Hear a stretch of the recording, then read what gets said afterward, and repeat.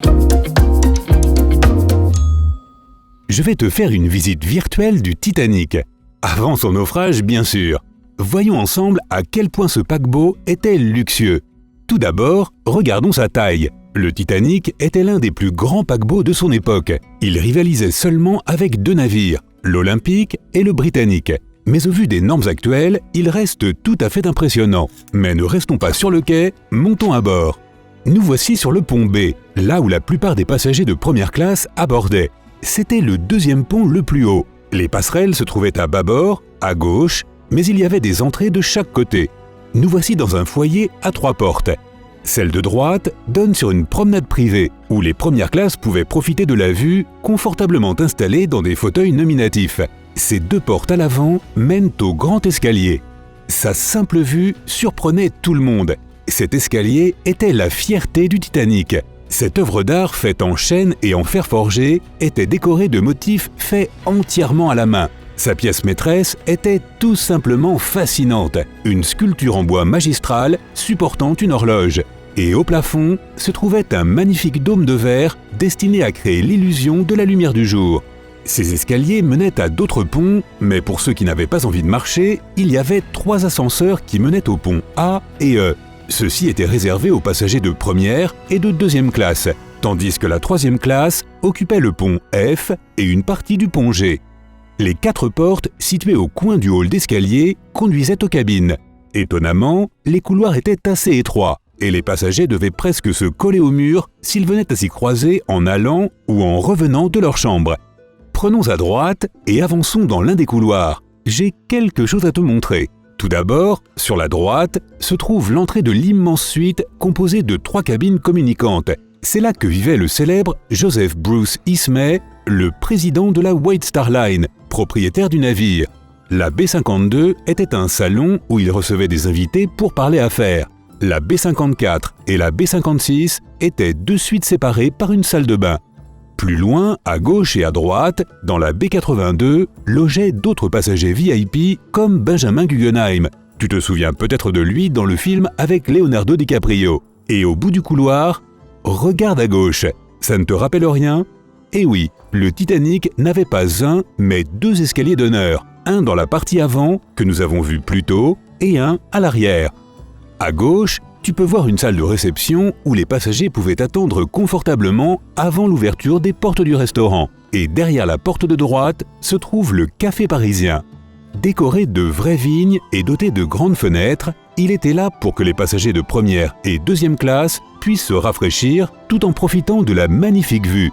C'était là l'une des nombreuses innovations de ce luxueux paquebot. Juste à côté du café se trouvait le restaurant où les passagers les plus riches prenaient leur repas. Il comptait 138 places que les clients pouvaient réserver à l'avance.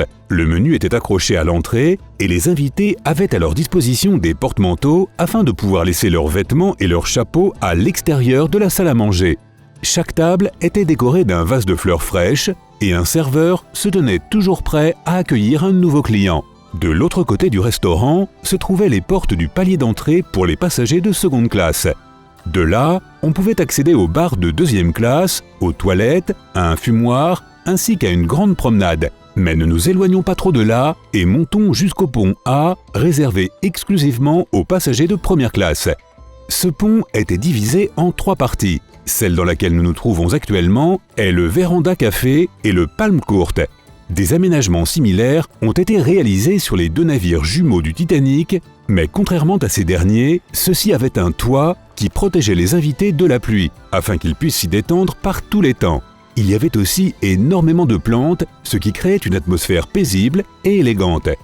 Derrière ces doubles portes coulissantes se trouvait la promenade de première classe, la plus grande de tout le navire. Elle pouvait facilement accueillir 10 personnes côte à côte dans sa largeur, et elle faisait tout le tour du pont A. De petites alcôves servaient à ranger les chaises longues que les passagers pouvaient louer.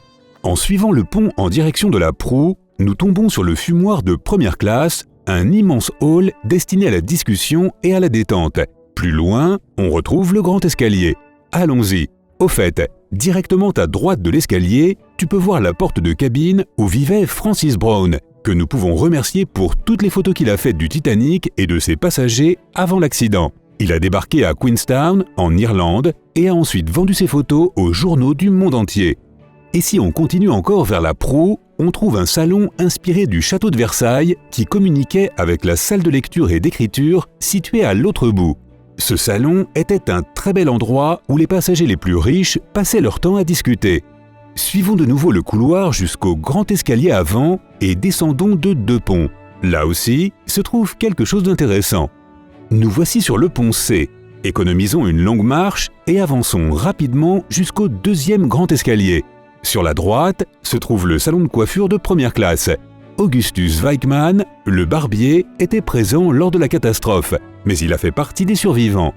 À gauche se trouve le salon où les servants de première classe prenaient leur repas. Contrairement aux installations destinées aux passagers, cet endroit minimaliste comprenait juste de longues tables pouvant accueillir jusqu'à 8 personnes. Puisque nous avons déjà sauté certaines parties, pourquoi ne pas continuer? C'est parti! Allons directement sur le pont D, juste en dessous de l'endroit où nous nous trouvions il y a un instant. C'est le salon de première classe, la plus grande salle à manger de première classe. Elle pouvait accueillir plus de 500 invités autour de ces grandes tables rondes. Les éléments les plus distinctifs ici sont les grandes colonnes décoratives qui divisaient le hall en 3 parties, et les fausses fenêtres qui couvraient les hublots du pont, ce qui donnait une délicieuse sensation.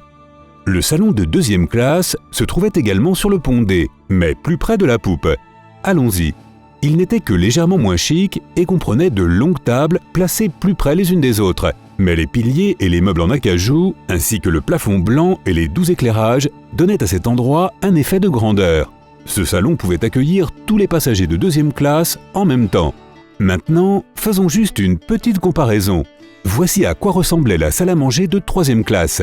Située au milieu du pont F, c'était une salle très sobre, divisée en 4 sections. Les longues tables pouvaient chacune accueillir 22 personnes.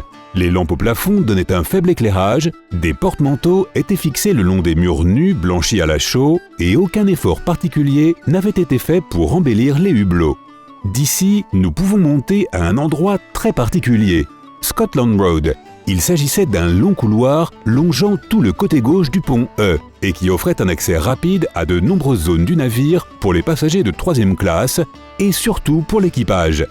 Ce couloir doit son nom à la route principale de Liverpool, d'où venaient de nombreux membres de l'équipage. Lorsque le navire a commencé à sombrer, la Scotland Road fut l'une des premières zones à être inondée. C'est la raison pour laquelle le Titanic a tourné sur la gauche avant de se briser en deux. Pendant que nous parlons des zones de l'équipage, passons à la salle des machines située sur le pont Orlop. Voici les puissants moteurs du Titanic. Cette pièce était de loin la plus grande du navire. Elle abritait 2 moteurs, faisant chacun 4 étages de hauteur. La salle des chaudières leur fournissait la vapeur nécessaire et leurs arbres montaient jusqu'au pont supérieur des bateaux. Passons maintenant à la vue, d'accord? La principale attraction du pont supérieur était le gymnase. Ici, les passagers de première classe et leurs enfants pouvaient faire de l'exercice et s'amuser. Pour l'époque, c'était une véritable innovation. Parmi les machines les plus populaires figurait le chameau électrique. On pouvait s'asseoir dessus et essayer de rester en selle pendant que l'appareil marchait en imitant un chameau. Pendant le naufrage, de nombreux passagers se sont rassemblés à cet endroit en attendant de monter dans les canots de sauvetage. Allez, sortons dehors sur la promenade de première classe et profitons de la vue exceptionnelle sur l'océan. C'est beau, n'est-ce pas?